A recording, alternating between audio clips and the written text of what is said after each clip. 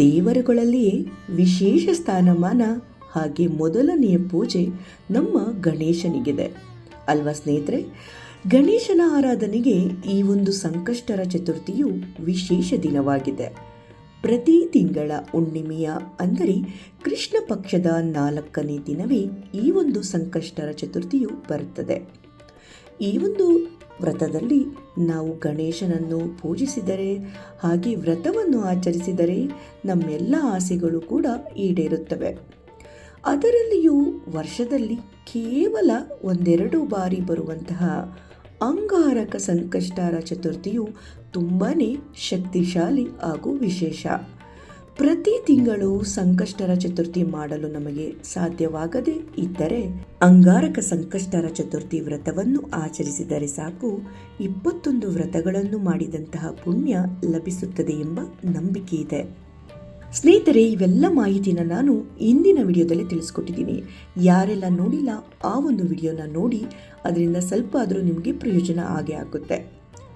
ಈ ಒಂದು ವಿಡಿಯೋದಲ್ಲಿ ಯಾವೆಲ್ಲ ಮಂತ್ರಗಳನ್ನು ಅಂಗಾರಕ ಸಂಕಷ್ಟರ ಚತುರ್ಥಿಯ ದಿನ ಪಠಿಸಿದರೆ ಹೆಚ್ಚು ಶುಭಕರ ಎಂಬುದನ್ನು ತಿಳಿದುಕೊಳ್ಳೋಣ. ಎಲ್ಲ ಶುಭ ಕಾರ್ಯಕ್ಕೂ ಮುನ್ನ ಗಣೇಶನನ್ನು ಪೂಜಿಸುವ ಸಂಪ್ರದಾಯ ನಮ್ಮಲ್ಲಿದೆ.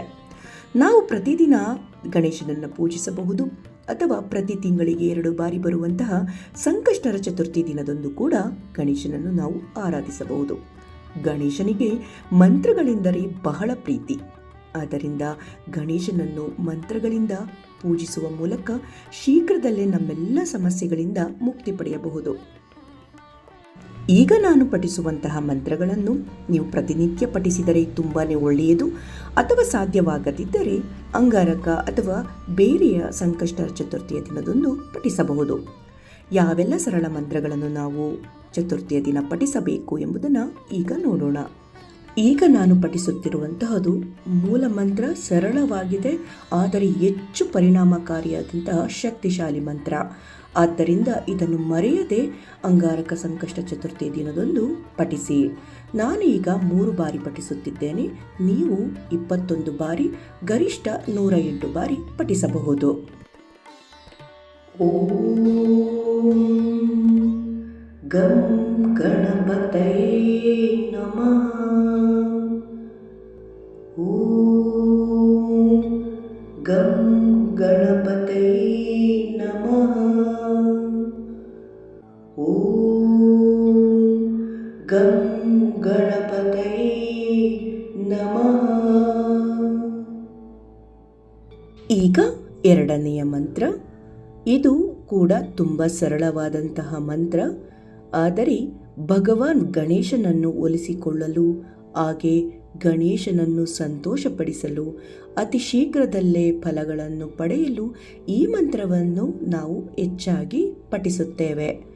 ಈಗ ಕೇಳೋಣ ಈ ಒಂದು ಪವಿತ್ರ ಮಂತ್ರವನ್ನು. ಭಕ್ತಿಭಾವದಿಂದ ಕೇಳಿ ಪಠಿಸಿ. ಓಂ ಶ್ರೀ ಗಣೇಶಾಯ ನಮಃ. ಓಂ ಶ್ರೀ ಗಣೇಶಾಯ ನಮಃ. ಓಂ ಶ್ರೀ ಗಣೇಶಾಯ ನಮಃ. ಈಗ ಮುಂದಿನ ಮಂತ್ರ ಗಣೇಶನ ಗಾಯತ್ರಿ ಮಂತ್ರ. ಇದನ್ನು ಕೂಡ ಮರೆಯದೆ ಈ ಒಂದು ಚತುರ್ಥಿಯ ದಿನ ಪಠಿಸಿ. ಏಕದಂತಾಯ ವಿದ್ಮಹೇ ವಕ್ರತುಂಡಾಯ ಧೀಮಹಿ ತನ್ನೋ ದಂತಿ ಪ್ರಚೋದಯಾತ್. ಏಕದಂತಾಯ ವಿದ್ಮಹೇ ವಕ್ರತುಂಡಾಯ ಧೀಮಹಿ ತನ್ನೋ ದಂತಿ ಪ್ರಚೋದಯಾತ್. ಏಕದಂತಾಯ ವಿದ್ಮಹೇ ವಕ್ರತುಂಡಾಯ ಧೀಮಹಿ ತನ್ನೋ ದಂತಿ ಪ್ರಚೋದಯಾತ್. ಮುಂದಿನ ಮಂತ್ರ ಕೇಳೋಣ. ಅದಕ್ಕಿಂತ ಮುಂಚೆ ಈ ಮಂತ್ರವನ್ನು ನೀವು 21 ಬಾರಿ ಪಠಿಸಿದರೆ ಹೆಚ್ಚು ಪ್ರಯೋಜನಕಾರಿಯಾಗುತ್ತದೆ. ಆದ್ದರಿಂದ ಮರೆಯದೆ ಈ ಒಂದು ವಿಘ್ನ ನಿವಾರಕವಾದಂತಹ ಮಂತ್ರವನ್ನು ಸಂಕಷ್ಟರ ಚತುರ್ಥಿಯ ದಿನದಂದು ಪಠಿಸಿ. ನಿಮಗೆ ಸಾಧ್ಯವಾದರೆ 21 ಬಾರಿ ಅಥವಾ 108 ಬಾರಿ ಪಠಿಸಬಹುದು. ವಕ್ರತುಂಡ ಮಹಾಕಾಯ ಸೂರ್ಯಕೋಟಿ ಸಮಪ್ರಭಾ ನಿರ್ವಿಘ್ನಂ ಕುರು ಮೇ ದೇವ ಸರ್ವಕಾರ್ಯೇಷು ಸರ್ವದಾ. ವಕ್ರತುಂಡ ಮಹಾಕಾಯ ಸೂರ್ಯಕೋಟಿ ಸಮಪ್ರಭಾ ನಿರ್ವಿಘ್ನಂ ಕುರು ಮೇ ದೇವ ಸರ್ವಕಾರ್ಯೇಷು ಸರ್ವದಾ. ವಕ್ರತುಂಡ ಮಹಾಕಾಯ ಸೂರ್ಯಕೋಟಿ ಸಮಪ್ರಭಾ ನಿರ್ವಿಘ್ನಂ ಕುರು ಮೇ ದೇವ ಸರ್ವಕಾರ್ಯೇಷು ಸರ್ವದಾ. ಮುಂದಿನ ಎಲ್ಲ ಅಡೆತಡೆಗಳನ್ನು ನಿವಾರಣೆ ಮಾಡುವಂತಹ ಈ ಒಂದು ಮಂತ್ರವನ್ನು ಕೂಡ ಕೇಳಿ ಹಾಗೆ ಪಠಿಸಿ. ಇದನ್ನು ಕೂಡ ನೀವು 21 ಬಾರಿ 108 ಬಾರಿ ಪಠಿಸಿದರೆ ಹೆಚ್ಚು ಪ್ರಯೋಜನಕಾರಿ ಶುಭ ಫಲವನ್ನು ತಂದುಕೊಡುತ್ತದೆ. ಓಂ ಗಂ ಗೌಂ ಗಣಪತಯೇ ವಿಘ್ನ ವಿನಾಶಿನಿ ಸ್ವಾಹಾ. ಓಂ ಗಂ ಗೌಂ ಗಣಪತಯೇ ವಿಘ್ನ ವಿನಾಶಿನಿ ಸ್ವಾಹಾ. ಓಂ ಗಂ ಗೌಂ ಗಣಪತಯೇ ವಿಘ್ನ ವಿನಾಶಿನಿ ಸ್ವಾಹಾ. ಈಗ ಮುಂದಿನ ಮಂತ್ರ. ಈ ಒಂದು ಮಂತ್ರವನ್ನು ಕೂಡ ಪಠಿಸುವುದರಿಂದ ಗಣೇಶನ ವಿಶೇಷ ಅನುಗ್ರಹವನ್ನು ನಾವು ಪಡೆದುಕೊಳ್ಳಬಹುದು. ಓಂ ಶ್ರೀಂ ಹ್ರೀಂ ಕ್ಲೀಂ ಗ್ಲೌಂ ಗಂ ಗಣಪತಯೇ ವರವರದ ಸರ್ವಜನಂ ಮೇ ವಶಮಾನಯ ಸ್ವಾಹಾ. ಓಂ ಶ್ರೀಂ ಹ್ರೀಂ ಕ್ಲೀಂ ಗ್ಲೌಂ ಗಂ ಗಣಪತಯೇ ವರವರದ ಸರ್ವಜನಂ ಮೇ ವಶಮಾನಯ ಸ್ವಾಹಾ.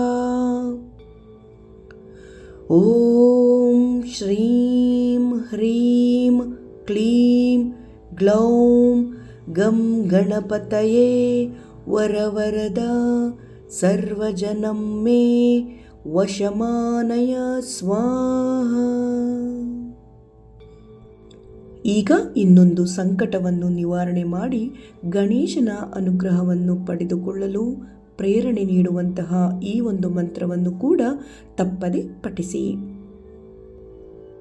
ಓಂ ನಮೋ ಹೇರಂಬ ಮದಮೋಹಿತ ಮಮ ಸಂಕಟಾನ್ ನಿವಾರಯ ನಿವಾರಯ ಸ್ವಾಹಾ.